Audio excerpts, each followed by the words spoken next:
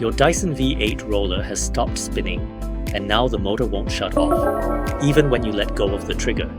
It's loud, it's frustrating, and honestly, it's a little bit creepy. So, what's the technical ghost in the machine?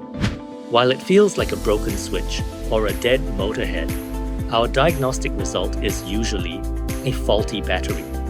When the battery cells degrade, they can send dirty power signals that freeze the electronics, leaving the motor stuck in the on position while starving the roller of power.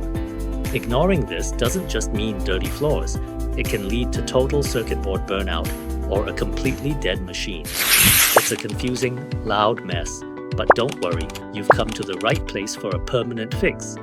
At Robocare, our technicians are specialists in the complex internal architecture of Dyson vacuums. We've spent years mastering the specific quirks of the Dyson V8 model, ensuring your premium machine receives professional-grade care that goes far beyond a simple DIY YouTube fix.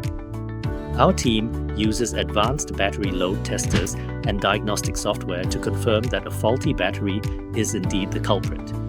Once we confirm the diagnostic result of a faulty battery, we carefully disassemble the unit, clear any internal electronic errors, and install a genuine component, reliable replacement.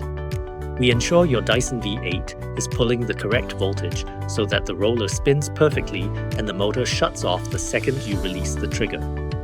We take the guesswork out of the repair so you can get back to a clean home without the headache. But don't just take our word for it. Let's look at the performance. Look at that! With Robocare service, the roller is back in action and the motor is under total control, perfectly restored. It's like a brand new machine. Ready to fix your Dyson? Contact Robocare today for expert repairs on all brands. Visit our website or call us today to book your repair. We make repair easy.